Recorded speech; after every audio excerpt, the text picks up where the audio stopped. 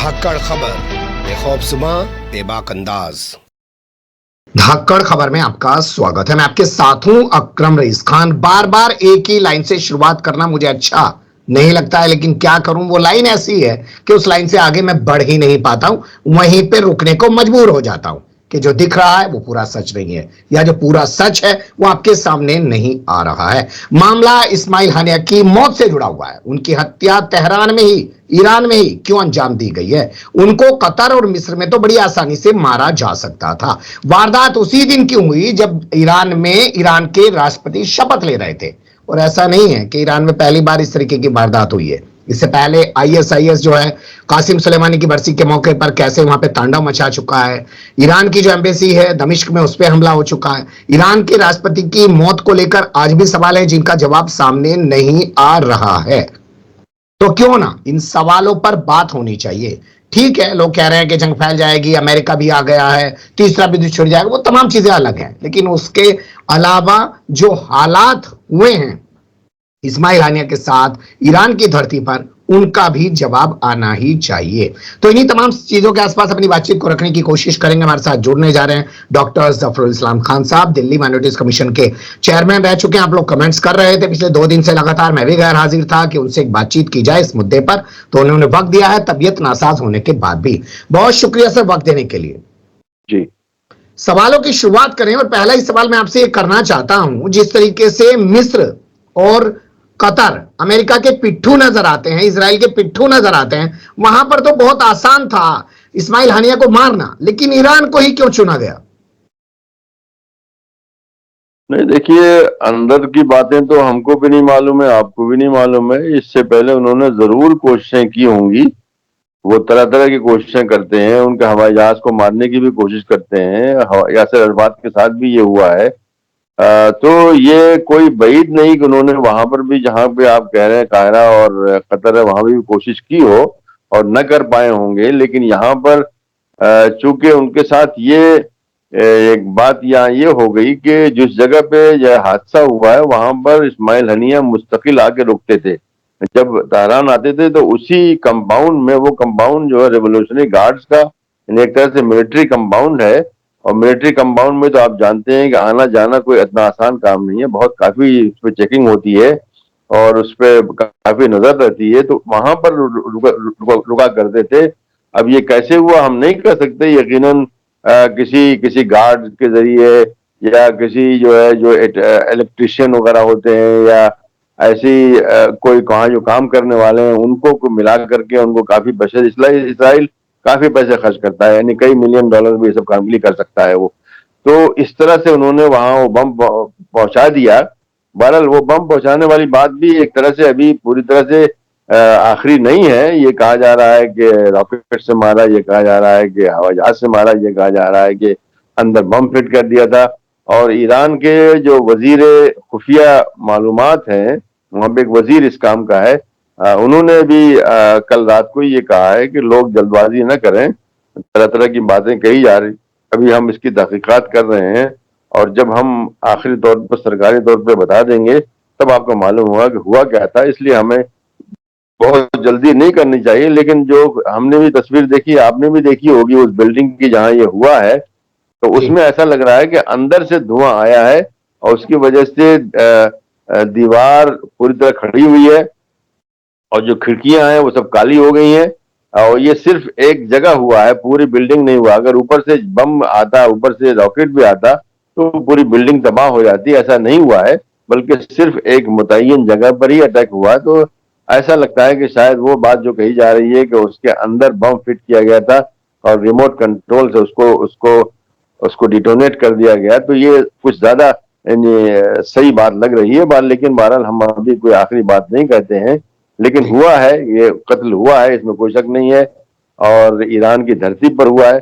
अब ईरान के बारे में आप ये कह रहे हैं वहां ऐसा क्यों हुआ। देखिए, ईरान जब से इनकलाब आया है 1979 से, ईरान के खिलाफ बहुत सी ताकतें और बिलखुसूस इस अमेरिका और इसराइल लगी हुई हैं। किसी तरह से वहां जो हुकूमत है उसको कमजोर किया जाए, उसको बदला जाए, और बहुत बड़े बड़े अटैक वहां पे हुए हैं। शहीद बहिश्ती बिल्कुल शुरू के जमाने की बात है, जब वो 300 जो अहम तरीन जो उनकी जो रूलिंग पार्टी के मेंबरान एक बिल्डिंग में उनकी उनकी मीटिंग हो रही थी, वहां पे बम से उनको उड़ा दिया गया था।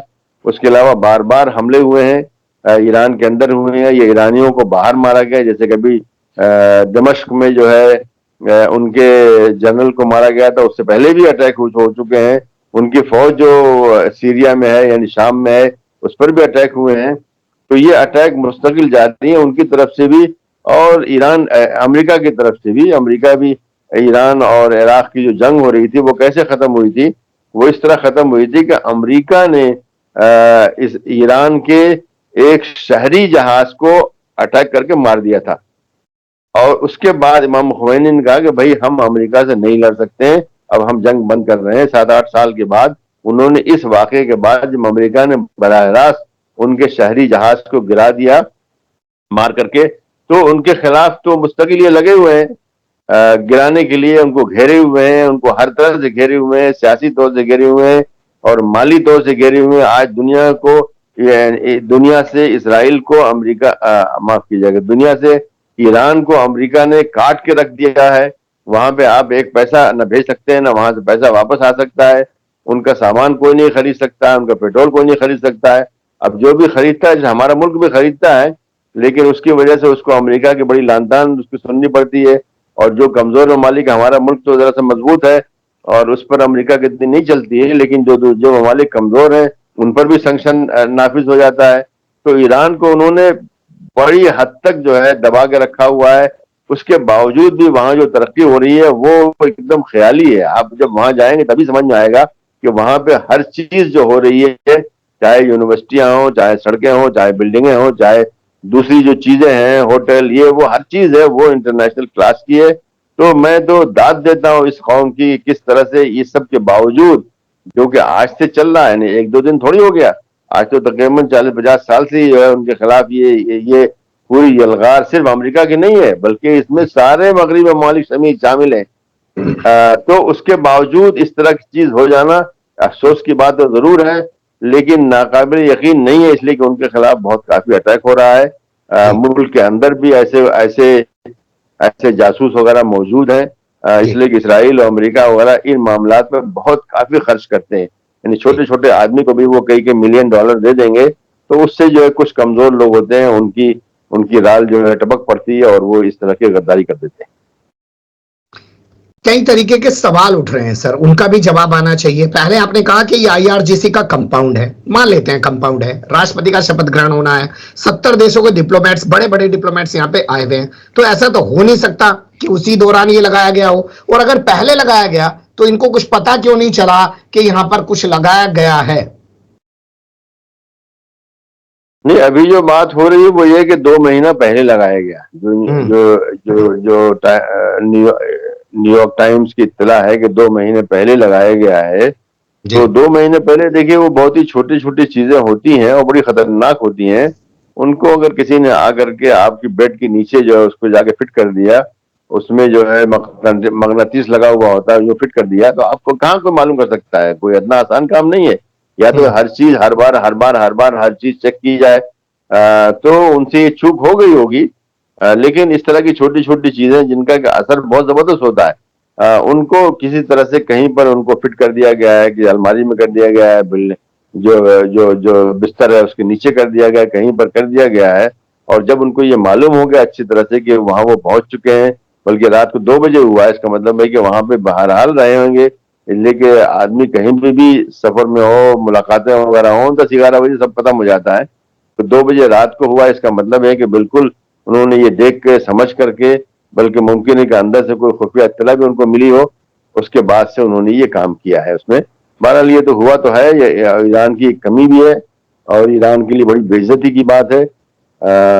लेकिन बहरहाल उससे वो सबक सीखेंगे और यकीनन जो आजकल अभी जो तहकीकात हो रही है उसके अंदर ये बात भी होगी कि इस तरह की चीज को कैसे दोबारा रोका जाए। एक चीज जो पूरी दुनिया में इस वक्त चर्चा का विषय बनी हुई है वो ये कि ये सब कुछ ईरान के अंदर से ही किया गया है। इजराइल के नाम का बिल फाड़ा जा रहा है और राष्ट्रपति जो इब्राहिम रईसी की मौत हुई है वो भी ईरान की अंदरूनी राजनीति का ही हिस्सा थी। इसमें कितनी सच्चाई है सर? नहीं, देखिए, ये तो ऐसी फालतू की बात है, इसकी कोई हकीकत नहीं है। ऐसा कोई निजाम जो है ऐसा खुद से कैसे करेगा कि अपने ही लोगों को मरवा दे और अपने लोगों को, ऐसा ऐसा नहीं है वहां पे इस तरह की चीज। देखिए जो मुखालिफिन है वो मुखालिफिन है, इसमें कोई शक नहीं है, लेकिन हुकूमत के अंदर नहीं है। हुकूमत के अंदर आप ये समझें, इसलिए कि ये काम जो आप बता रहे हैं वो हुकूमत के अंदर बैठे लोग ही कर सकते हैं, लेकिन हुकूमत के अंदर वहां ऐसे लोग नहीं है जो कि अपनी हुकूमत के खिलाफ काम करें। दूसरे उनके मुनाफिकीन जिनको वो लोग बोलते हैं वो मौजूद हैं, इसमें कोई शक नहीं है, और बाहर के जासूस भी मौजूद हैं, इसमें भी कोई शक नहीं है। लेकिन ये जो बातें कही जा रही हैं, ये दरअसल ईरान के जो मुखालिफ लोग हैं वो इस तरह की बातें जो फुलझड़ी निकाल रहे हैं, ये फुलझड़ी के अलावा इससे और कुछ नहीं है। ये हुआ है और ऐसा हो भी सकता है, कहीं भी हो सकता है। क्या हमारे मुल्क में नहीं हो सकता क्या?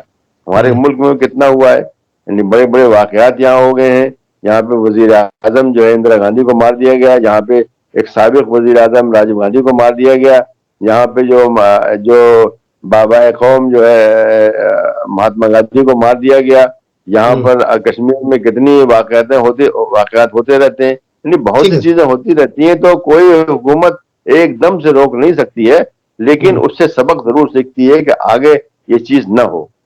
आपने बताया 40-50 साल से मुसलसल साजिशें चल रही हैं ईरान को गिराने की, खत्म करने की, मिटाने की, पाबंदियां लगा रखी, वो एक अलग मसला है। तो ऐसे में जो आदमी है या मान लीजिए मुल्क है ईरान, उसे तो ज्यादा होशियार, ज्यादा सचेत रहना चाहिए था। क्या आप नहीं मानते? ये तो बहुत बड़ी लापरवाही हो रही है। लापरवाही बता रही है कि वहां तो कभी भी आयतुल्ला खामनेई को उड़ा देंगे, वहां के राष्ट्रपति को भी उड़ा देंगे आसानी से। नहीं, इतना आसान नहीं है, ऐसा आसान नहीं है। इसका मुझे कुछ जाती तजुर्बा भी है। मैं जब जाता हूं तो बहरहाल हुकूमत की तरफ से ही बुलाया जाता हूं, और कभी कभी वो लोग बहुत ही जबरदस्त इंतजाम करते हैं, जिससे अंदाजा होता है कि वो अपने जो जो खास गेस्ट होते हैं उनका कितना इंतजाम करते हैं। मतलब एक दफा मैं आपको जिक्र करता हूं कि होटल के अंदर हमारे जो कॉरिडोर के बाद जो सामने मेरे दरवाजे के सामने दूसरा जो दरवाजा था, उसके अंदर मेरा ख्याल है 5 जो है फौजी वहां पे मुस्तकिल मेरी हिफाजत के लिए तैनात थे। जैसे ही हमारा दरवाजा खुलता था, यूं आहट आती थी, वो बाहर आ खड़े रहते थे, और मुस्तकिल जब भी हम बाहर रहे कहीं भी मैं हमारे साथ रहते थे। तो मैं तो एक बहुत ही मामूली इंसान हूँ, मेरी क्या हैसियत है, लेकिन जो इतने बड़े लोग हैं जिनकी हैसियत एक तरह से किसी मुल्क के कायद की है, किसी तंजीम के इतनी बड़ी कायद की है, उनके साथ क्या हुआ होगा। लेकिन अब ऐसी घटना जो है अब हो गई है, इसमें कोई शक नहीं है, और कहीं ना कहीं चूक हो ही जाती है। तो अब आप बताइए मुझे कि इंदिरा गांधी के प्रोटेक्शन में क्या क्या पूरा इंतजाम नहीं रहा होगा? सब कुछ होता है, उसके बावजूद भी घर के ही एक आदमी ने कर दिया उसको। तो ऐसा हो जाता है, एक तरह से एक चीज न अनहोनी हो जाती है। लेकिन उससे बहरहाल सबक सीखते हैं, और यकीनन उसके बाद से ऐसा वाकया कुछ नहीं हुआ। ऐसी जो राजीव गांधी की जो कत्ल हुआ था, वो भी यही कहा जा रहा है कि उनको इस तरह से जाके आवाम से नहीं मिलना चाहिए था, बल्कि पहले सैनिटाइजेशन होता है, पहले देखा जाता है कौन लोग हैं, उनको बाकायदा उनकी फ्रिस्किंग होती है, मतलब उनकी चेक किया जाता है, उसके बाद वो दाखिल होते हैं। लेकिन वहां पर तो ऐसी आवाम आ गए, और उसमें से एक जो है एक दहशतगर्द भी आ गया, या आ गई औरत थी वो। तो ऐसी चीज हो जाती है, अनहोनी है, हो जाती है। उसमें ये कहना कि वहां का निजाम खराब है, ऐसा नहीं है, वहां का निजाम बहुत मजबूत है। और वरना अब तक ईरान जा चुका होता। चलिए मैं कुछ और सवाल ले लेता हूं। अगर वाकई में मोसाद इजराइल इतना मजबूत है और इतना पैसा खर्च करके वो किसी को भी अपने साथ मिला लेता है, तो गाजा में आज तक याह्या सिंवार को नहीं मार पाया। वो चाहता है कि साउथ लेबनान के अंदर हसन नसरुल्लाह को मार दे, वो वहां तक पहुंच भी नहीं पाया। लेकिन ईरान जो अपने आप को रात दिन बताता है कि बहुत मजबूत मुल्क है और वो तमाम ताकतों पर भारी पड़ रहा है, उसमें अंदर घुसकर इस्माइल हानिया की मौत होना, सर, ये तो बता रहा है कि ईरान हवाई चीजें गढ़ रहा है शायद। नहीं, ऐसा कुछ भी नहीं है। आप वहां जाएंगे तब आपको समझ में आएगा कि ईरान क्या है। ईरान एक मजबूत मुल्क है, और ईरान ने हर किस्म की तरक्की की है, और खास तरीके से जो फौजी जो सामान बनाने की तरक्की की है। आज वो दुनिया में बहुत ही ऊंचे पैमाने पर, हालांकि उसके खिलाफ इतने सब सैंक्शन लगे हुए हैं, वो कौन सी चीज नहीं बना रहा है? क्या वो हवाई जहाज नहीं बना रहा है? क्या वो टैंक नहीं बना रहा है? क्या वो रॉकेट नहीं बना रहा है? क्या चीज नहीं कर रहा है? इसलिए उसको ऐसे हल्के में लेना बहुत बिल्कुल मुनासिब नहीं है। लेकिन इस तरह की चीज हो जाती है कि अमेरिका में 9/11 नहीं हुआ, कि अमेरिका में कोई कम कहाँ सिक्योरिटी है, लेकिन ये चीज हो जाती है। क्या क्या ब्रिटेन में नहीं होता है? ब्रिटेन में भी कितने बड़े बड़े वाकयात हो जाते हैं। तो इस तरह से उसको उसको उसको नहीं करना चाहिए, बल्कि मैं समझता हूं कि सारी दुनिया, मतलब दुनिया का मतलब है जो मगरबी दुनिया है, अमेरिका समेत, ये सब उनके खिलाफ है, इसराइल उनके खिलाफ है। उसके बावजूद भी उनकी हुकूमत वैसे ही मजबूत है और चल रही है, और उस पर कोई भी दरार नहीं लगी हुई है। और जी वहां पर आप जाएंगे, एक बार आप जाइए तब आपको समझ में आएगा कि ईरान जो है एक बहुत ही मजबूत तरक्की याफ्ता मुल्क है। उसका मुकाबला मैं समझता हूँ एशिया में किसी मुल्क से करना बहुत मुश्किल है। ठीक है सर, मान लेते हैं वहां पे तमाम चीजें बेहतर हैं, लेकिन वहां पर जब वोटिंग होती है तो 40% लोग हिस्सा लेते हैं, दोबारा से वोटिंग कराई जाती है तो 10% मतदान वहां पर बढ़ जाता है, यानी कि 50% तक पहुंच जाता है। क्या 50-60% तबका जो वोट नहीं दे रहा है, वो वहां के निजाम जो 40-50 साल से धर्म के आधार पर चलाया जा रहा है उससे ऊब चुका है, और वो अब अमेरिका और इसराइल के साथ मिलकर इसको हटाने पर लगा हुआ है, और ये जो हत्या हुई है उसी की देन है? नहीं, ये कहना बहुत मुश्किल है। देखिए, कहीं पर भी किसी मुल्क में, चाहे अमेरिका हो चाहे हिंदुस्तान हो, सब के सब लोग वोट नहीं देते हैं, ऐसा नहीं होता। बल्कि 60-70%, 60%, 55%, 60 को मान लीजिए आम तरीके से होता है। तो ऊपर नीचे ऐसा होता रहता है। फिर मौसम भी होता है कि भाई ठंडक गर्मी की वजह से, बारिश की वजह से लोग कम निकलते हैं।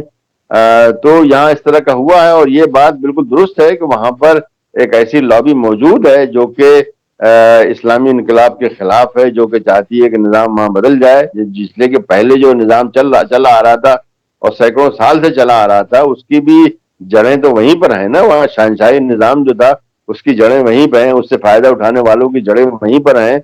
और ये भी आपको खास बात बता दूं कि इमाम खुमैनी जब जब इनकलाब लेकर के आए, और वही बहरहाल उनकी बात को तो बिल्कुल पत्थर की लकीर होती थी, जो कह दिया वो हो गया।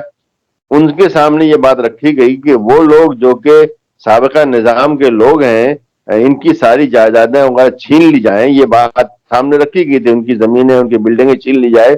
उन्होंने कहा नहीं, हम ऐसा नहीं करेंगे। तो ये बहुत ही बड़ी मिसाल थी उन्होंने कि हम अब आज कामयाब हुए, तो इसका मतलब ये नहीं कि दूसरे लोगों को हम जलील करके उनको जमीन पे खड़ा कर दें उनको। उन्होंने ऐसा नहीं किया। और वो जायदादें बहुत ज्यादा है, यानी वो बिल्डिंगें, वो सामान, वो बिजनेस, वो बड़ी बड़ी कंपनियां वगैरह उनके हाथ में है, इसमें कोई शक नहीं है। लेकिन उसके बावजूद वहां का जो निजाम है वो काफी मजबूत है, और हमको इतनी आसानी से इस ठीक है। तरह की बातों को नहीं मानना चाहिए। जी वहां पर आवाम भी, अब आपने देखा नहीं कि हमें हानिया के लिए कितने लोग निकले हुए सड़क पर। जी आपने वीडियो देखा तो जी लाखों लाखों लोग निकले हुए। ये चीजें मैंने अपनी आंख से देखी है। सिर्फ हम्म, सिर्फ नमाज जुमा में अगर आप वहां जाइए, जो कि एक जगह होती है, होना ही चाहिए कि एक शहर में इस्लामी जो फिक़्ह है उसका कायदा यही है, उसमें ये लिखा हुआ है कि शहर के अंदर एक ही जगह जुमा होना चाहिए। आज तो हम छोटी छोटी मस्जिदें जहाँ पे 100 आदमी खड़े होते हैं उसमें भी नमाज जुमा करते हैं, जो गलत है।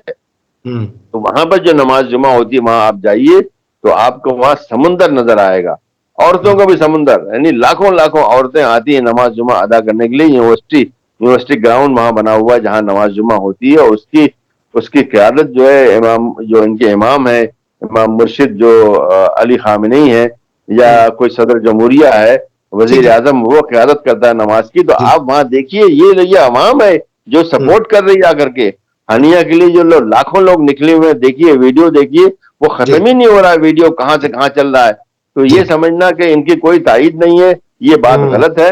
दूसरे हम्म, लोग यकीनन मौजूद हैं, इसमें कोई जी शक नहीं है।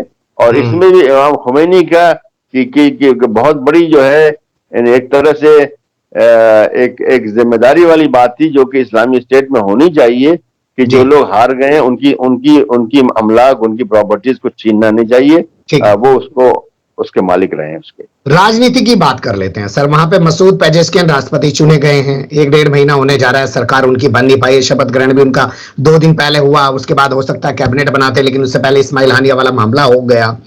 अब उनके आने के फौरन बाद ये वारदात होना, और ये जो चर्चाएं चल रही थी कि वो आयतुल्ला खामेनेई के अलग विचार रखते हैं उनसे, मतलब उनकी पसंद के जो थे वो जलीली वो हार गए हैं, इस संदर्भ में भी क्या इसे देखा जाना चाहिए?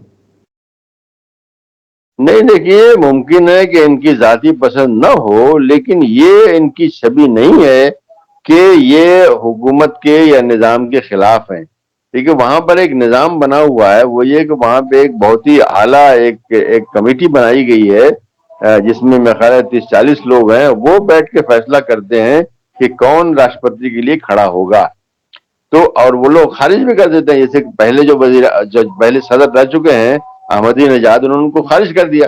लेकिन उनके ख्याल में था कि ये आदमी हमसे मेल नहीं खाते हैं। एक बार जब आए थे तो बहुत से प्रॉब्लम हुए थे। तो ये मैं नहीं समझता कि ये लोग जो के इलेक्शन लड़े हैं, 6-7 आदमी जो लड़े हैं, जिनकी की मंजूरी इस कमेटी ने दी थी, वो ऐसे लोग होंगे जो कि निजाम के खिलाफ होंगे। ऐसा नहीं है, इख्तलाफात होते हैं। कुछ कुछ अब इनके बारे में कहा जा रहा है, या पहले जो अभी जिनका इंतकाल हुआ उनके बारे में ही कहा जा रहा था कि ये मगरिब से ताल्लुकात अच्छे करने चाहते हैं। तो इसमें कोई बुरी बात तो है नहीं। ये तो सियासत खारजा जो है, ये फॉरेन पॉलिसी, उसके बारे में एक राय है, और मैं समझता हूँ कि इसमें कोई नुकसान भी नहीं है कि किसी की राय कुछ है, किसी की राय कोई। यकीनन कोई भी ये नहीं कहेगा कि हमको दुनिया से कट के रहना चाहिए। तो अगर वो कहते हैं कि हमको ताल्लुकात मगरिब से, अमेरिका से अच्छे करने चाहिए, तो इसमें कोई नुकसान नहीं। उससे पहले हुआ भी, अमेरिका ही ने उसे खराब किया। किसने? ईरान ने झुक करके जो न्यूक्लियर जो मुआहदा हुआ था किया, और उसके बाद सदर ट्रंप ने आकर के उसको खत्म कर दिया। तो जो मुश्किल हो रही है वो अमेरिका की तरफ से हो रही है, इनकी तरफ से नहीं हो रही है। ये तो चाहते हैं, और अमेरिका की जो वहां की जो इंटरनल पॉलिटिक्स है, उसके अंदर वो उसको फायदा मिलता है कि देखो ईरान के खिलाफ हम इतने हैं, और ईरान के साथ अमेरिका के साथ इसराइल भी है। वो बिल्कुल नहीं चाहता कि ईरान बाकी भी रहे और ईरान के साथ कोई अच्छे ताल्लुकात हो। तो वो जो मुआहदा हुआ था उसके सबसे ज्यादा मुखालफत इसराइल ही कर रहा था। इसलिए इसराइल समझता है कि पूरे मिडिल ईस्ट में न्यूक्लियर आर्म जो है, यानी न्यूक्लियर जो बम है, वो और किसी के पास ना हो। हमारे पास तो हो, उनके पास तो बहुत बहुत से हैं।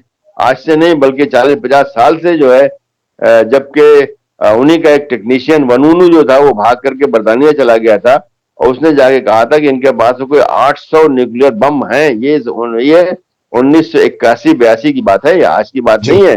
तो उनके पास कब से न्यूक्लियर बम है, लेकिन वो नहीं चाहते कि मिस्र के पास हो, बिल्कुल मना करवा दिया।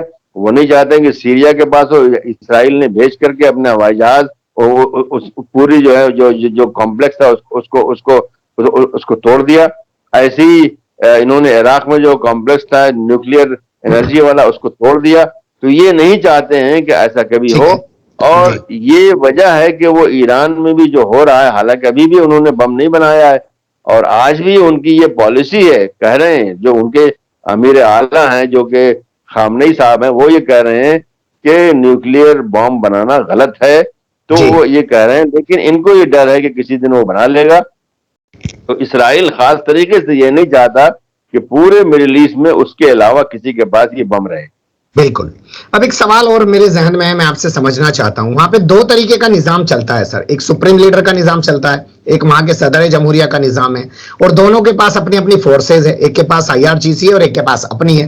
क्या उन दोनों में अब तालमेल नहीं रहा है? क्योंकि कासिम सुलेमानी की बरसी के मौके पर कब्रिस्तान के पास ISIS धमाका कर देता है।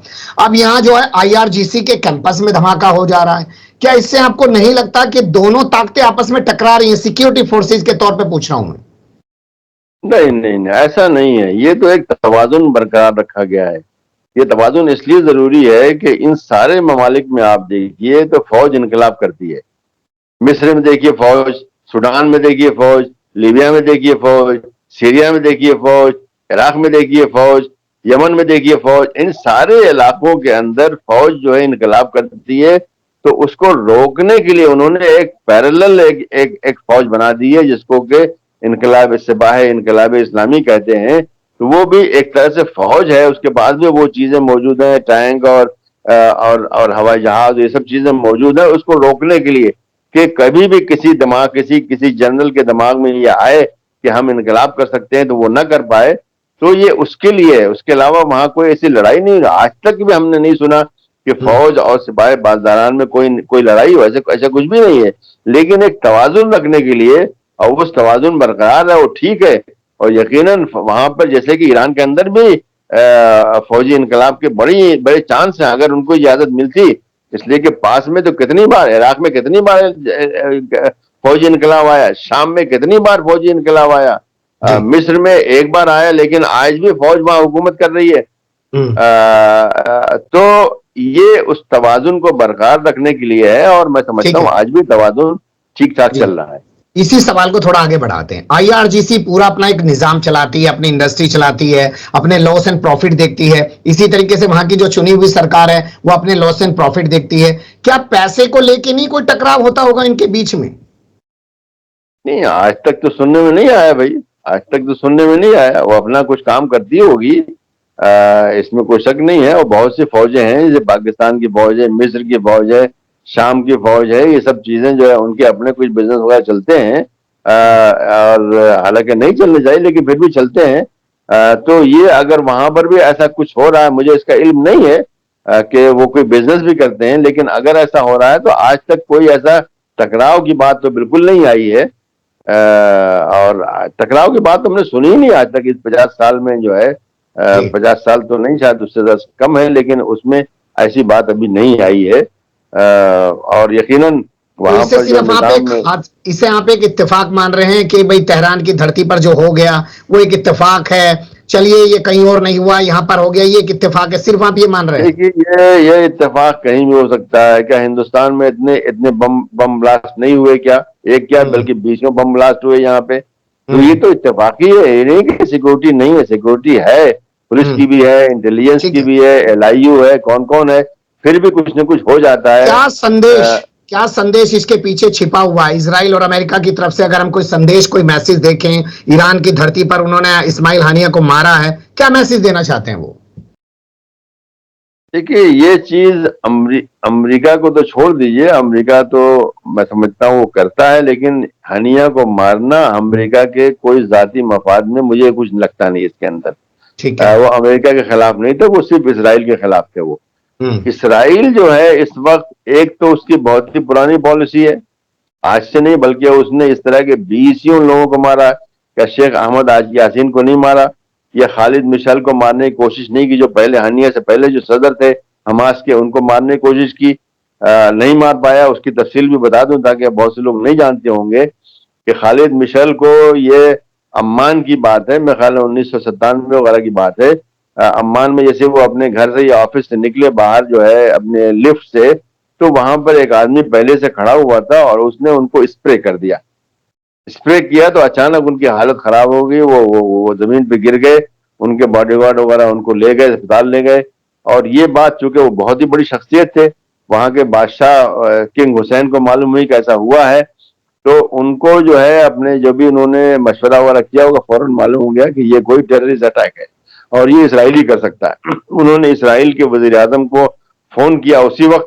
उन्होंने कहा कि जो ये आपने किया इसका एंटीडोट, मतलब इसका जो जो जो जो जो जो पॉइजन है, उसको, उसका इलाज जो है आप हमको फौरन दीजिए, नहीं तो हम आपसे ताल्लुकात तोड़ लेंगे। ये 97 की बात है।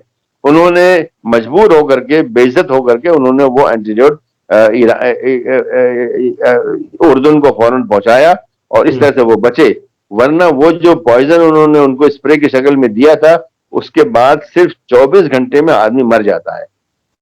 और उसके इलाज हुआ, आज भी वो जिंदा है। और इसके अलावा बहुत से लोग जो है उनको, कमाल कनफानी को उन्होंने ऐसे मारा, खालिद अल वजीर को तुनिस में मारा, मबहू को उन्होंने दुबई में मारा, बैरूत में तो बहुत से लोगों को मारा। तो ये इसराइल का एक तरीका है। तो एक तरह से उन्होंने अपने आप को ये दिखाने के लिए कि हम एक बड़े दुश्मन को मार सकते हैं, ये किया है। लेकिन मुझे जो समझ में आती है वो बात वो ये है कि किसी तरह से इसराइल ये चाहता है कि ये जंग बढ़े, इसमें और लोग शरीक हों, ईरान शरीक हो, हिजबुल्लाह शरीक हो, और जो इराक में मिलिशिया हैं वो शरीक हों, और यमन में जो होती हैं वो शरीक हों, और फिर अमेरिका जो है इस जंग में हिस्सा लेने पर मजबूर हो जाए। और जंग इस पर तब ये कहेंगे हम जंग जीत गए। मतलब इस वक्त तो हारे हुए हैं, दुनिया सब जानती है, हारे हुए हैं, जमीन पे हारे हुए हैं। आज इस वक्त जो है 9 महीना पूरा हो चुका है, उसके जी। बाद भी जो है वो अपने आप को जो है किसी तरह से ये कहने के लायक नहीं है कि हम जीत गए हैं। तो वो इस तरह से अमेरिका को इसमें मुलव्वस करना चाहते हैं ताकि अमेरिका आए। लेकिन अमेरिका ने भी जो अभी अभी तक के आज की इत्तला है कि बाइडेन ने इनसे कह दिया कि देखो, इसराइल को अगर खतरा होगा तो उससे तो हम जरूर बचाएंगे तुमको, इसराइल पर हमला होगा तो बचाएंगे, लेकिन इसराइल किसी पर हमला करे इसमें हम कोई मदद नहीं करेंगे। तो उन्होंने भी एक लाइन खींच दी है, बता दिया है कि कहां तक हम तुम्हारी मदद कर सकते हैं और कहां नहीं करेंगे।